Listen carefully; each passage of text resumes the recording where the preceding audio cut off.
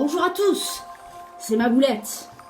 Alors écoutez, aujourd'hui, j'ai un petit problème. Voilà, j'ai regardé un petit peu internet, les informations, tout ça, et bon, pour changer les virus et tout, j'ai un petit peu regardé d'autres thématiques, et j'ai regardé la thématique environnement. Et il se trouve que j'ai découvert que dans tous nos océans, on avait des continents de plastique. C'est-à-dire qu'il y a des endroits au plein milieu de l'océan où il y a des milliers et des milliers de tonnes et de tonnes de plastique. Et je me suis demandé comment ils étaient arrivés là, quoi. Parce que les plastiques, ça n'arrive pas dans la mer, quoi. Et du coup, j'aimerais comprendre comment ça se fait. Alors pour ça, je me suis dit qu'ils devaient bien emprunter une genre de route, un passage, quoi. Et en fait, en poussant un petit peu mes recherches, je me suis rendu compte que quand on jette une canette de coca, un paquet de cigarettes pour les adultes, ou n'importe quel déchet par terre, il finit par arriver dans les océans. Et ouais, parce que en fait, quand il pleut, les déchets, ils vont où? Ils vont dans les égouts. Et les égouts, ça va où? Ça va directement dans la mer. Et donc forcément, quand ça arrive dans la mer, là on se dit, oh, il y a des vagues, ça va arriver sur la plage. Alors oui, on en retrouve sur la plage. Mais en fait, la plus grande quantité de tous ces déchets qui sont par terre, ils finissent au milieu des océans. Et pour cela, ils empruntent ce que l'on appelle des courants marins. Alors les courants marins, qu'est-ce que c'est? Et bien pour ça, on va demander à une spécialiste. Vous connaissez le professeur Bigouden? C'est un très bon copain à moi. Et bien, on va essayer de le contacter. Bon, avec le confinement, ça va être un peu difficile. Alors pour ça, j'ai décidé d'utiliser le courant marin. On va envoyer une bouteille à la mer et j'espère qu'elle arrivera jusqu'en Bretagne. J'ai plus qu'à mettre mon petit mot à l'intérieur et on pourra aller la déposer directement dans la Durance. Bon, j'ai mis l'adresse dessus, on sait jamais. Et normalement, ça devrait arriver dans la Méditerranée. De la Méditerranée, ça devrait passer dans les océans. Et avec un peu de chance, ça arrivera en Bretagne, donc par l'océan Atlantique.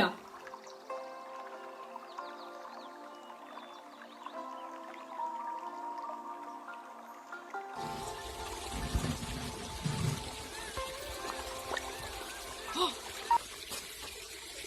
une bouteille à la mer.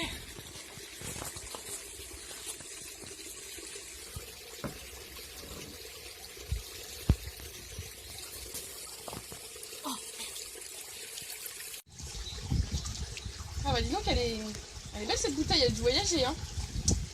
Qui m'a envoyé un message? Hop, on va faire attention.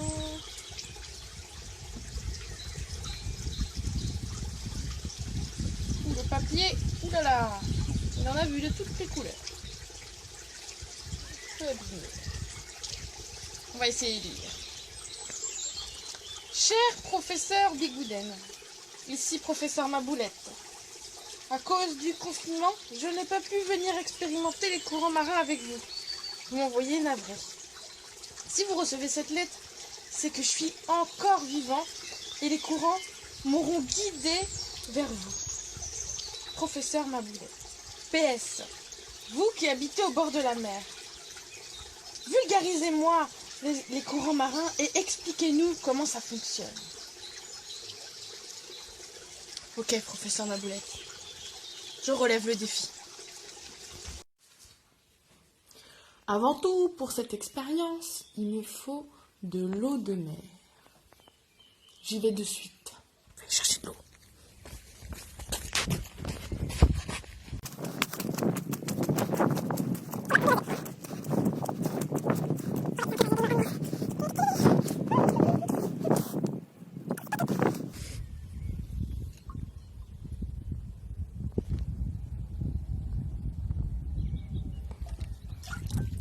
Ça se mérite l'eau de mer.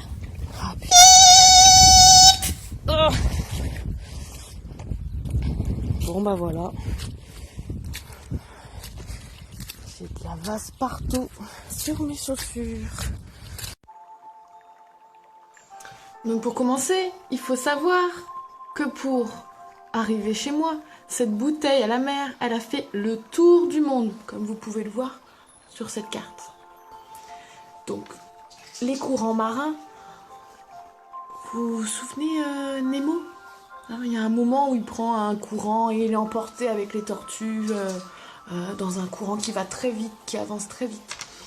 Ben moi je parle de ces courants-là, je parle pas des courants qu'on a à la plage. Donc des courants qui traversent le monde entier. Donc ces courants-là, ils bougent grâce à 2 paramètres. Le sel et la température. Donc pour faire cette expérience, j'ai besoin d'eau salée. Vous vous souvenez tout à l'heure, j'ai été la chercher à la plage même si j'avais pas le droit. Mais bon, c'est pour la science. Et d'une bouilloire pour chauffer l'eau.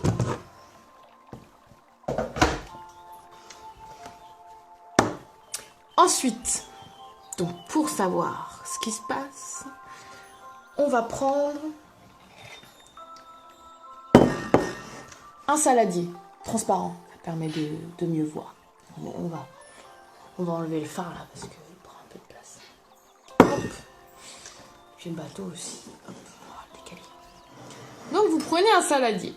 Dans le saladier, j'ai mis de l'eau douce. De l'eau douce, hein, on est d'accord, c'est de l'eau qui n'a pas de sel.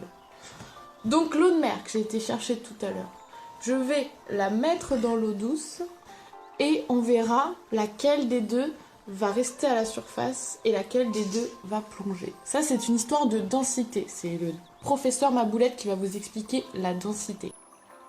Alors, la densité, qu'est-ce que c'est? Eh bien, c'est très simple.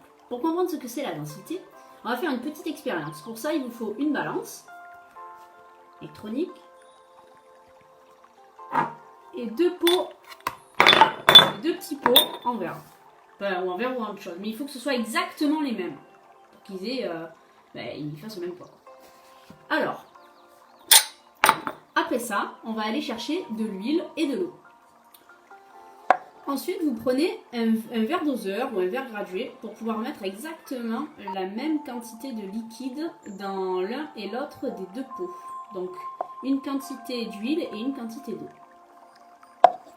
Donc, je vais commencer par l'huile.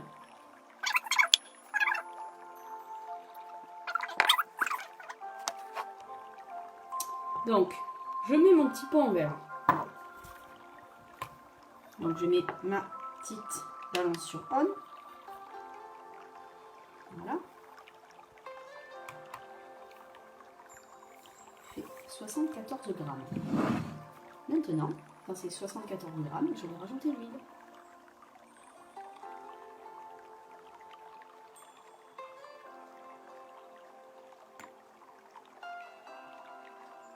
Voilà. Donc, là, on a 118 grammes. Ok? Donc, avec l'huile, on va dire qu'on a 118 grammes. Maintenant, j'ai pris exactement la même quantité, mais pour l'eau. Regardez.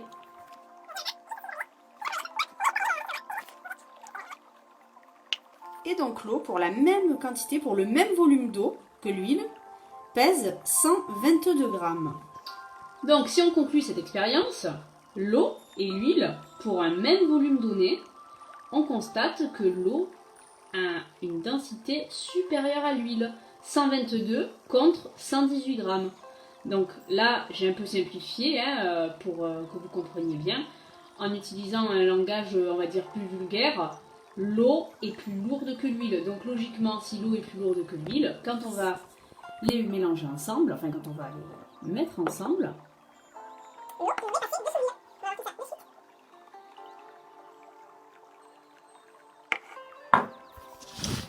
confirmation en image, regardez.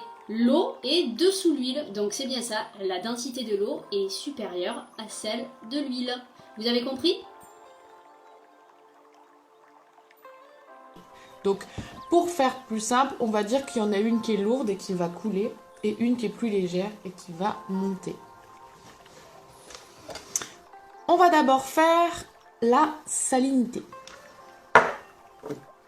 Donc, je prends un petit pot dans lequel je vais mettre l'eau salée que j'ai récupérée tout à l'heure.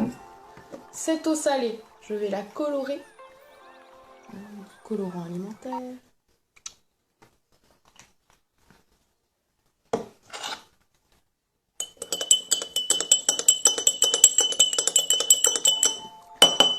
Je mélange. Et on va voir ce qui se passe.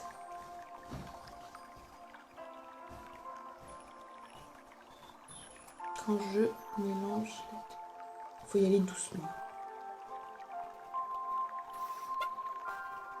Qu'est-ce qu'on peut en déduire? Que fait l'eau salée, qui est bleue? Elle se concentre au fond. Donc, la plus dense des deux, c'est l'eau salée qui reste au fond.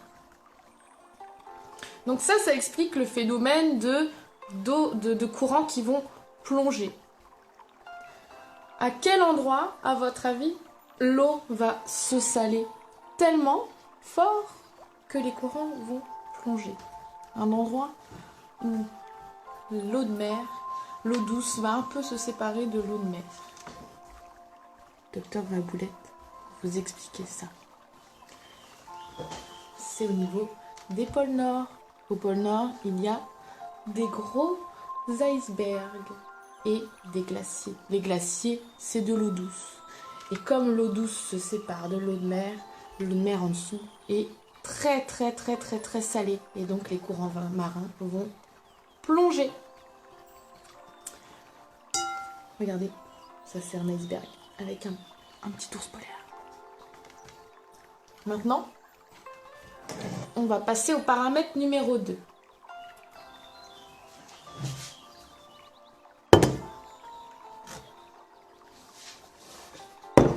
La température. Donc là, comme vous voyez, j'ai mis de l'eau avec des glaçons. Je vais enlever les glaçons. Hop.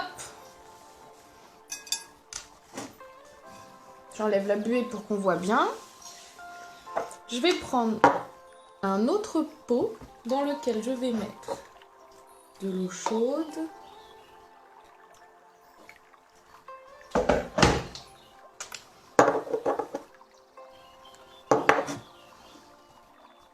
Cette eau chaude, je vais y mettre un colorant.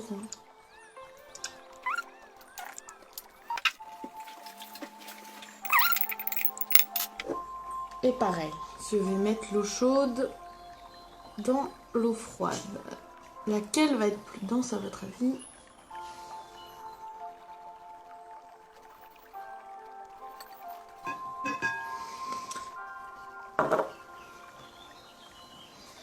Alors, est-ce que c'est comme tout à l'heure? Est-ce que vous observez que l'eau chaude plonge comme le faisait l'eau de mer tout à l'heure? Et bien, si on atteint un peu, on se rend compte que le rouge, reste à la surface. Donc la plus dense des deux, c'est l'eau froide. Je reviens sur le pôle Nord. À votre avis, l'eau, elle est chaude ou froide là-bas? Elle est froide. Froide et très salée. Alors, c'est sûr et certain, elle plonge. Et quand ce courant arrive au niveau de l'équateur, là où il fait très chaud et où il y a beaucoup de pluie, l'eau va être plus douce, plus chaude, et les courants vont donc monter. C'est comme ça que fonctionnent les courants marins. Donc, si on résume la situation, les variations de température et de salinité dans les océans entraînent des mouvements, on va dire, sous-marins, des mouvements avec des courants qui atteignent des vitesses extraordinaires. Certains courants sont à plusieurs milliers de mètres de profondeur sous les océans et font plusieurs centaines de kilomètres de large. Je ne sais pas si vous imaginez, mais c'est énorme. Et ils peuvent même atteindre des vitesses équivalentes à une dizaine de kilomètres heure. C'est un truc de fou. Et ça fonctionne pas tout seul, mais ça fonctionne grâce à des paramètres naturels, comme le professeur Bigouden l'a expliqué, la température, la salinité de l'eau, mais il y a aussi d'autres paramètres que nous pourrons voir plus tard, et qui sont un peu plus complexes, où il y a les vents, tout un tas de paramètres naturels qui font que, en fait, les océans se mettent en mouvement naturellement. Et ils n'ont pas besoin de moteurs pour le faire. C'est des moteurs naturels. Et ces moteurs-là, on va dire que ça crée une sorte de tapis roulant. Ces courants qui descendent et ces courants qui remontent à cause de la température et de la salinité notamment. et ça fait se déplacer les déchets. Et comme vous allez pouvoir le voir sur la petite carte que je mets là où les courants ont tendance à se rejoindre au milieu des océans, eh bien forcément, c'est là que les déchets s'accumulent. Vous avez tout compris? Ouais, c'est des farigoules là. Bon écoutez, en gros, si je résume la situation, peu importe où on jette nos trucs dans la nature, ça finira toujours par aller dans les océans quoi. Donc en conclusion les gars, il va falloir penser à arrêter de jeter tout et n'importe quoi par terre quoi. Les mégots, les paquets de cigarettes, les vieux emballages de biscuits, les canettes de coca, il va falloir penser à les jeter à la poubelle. Ou alors, à prendre des bouteilles en verre et à les mettre dans le bac du tri du verre. Ça sera vachement mieux quand même, vous croyez pas? Allez, sur ces belles paroles, bonnes expériences, expérimentez bien et à très bientôt.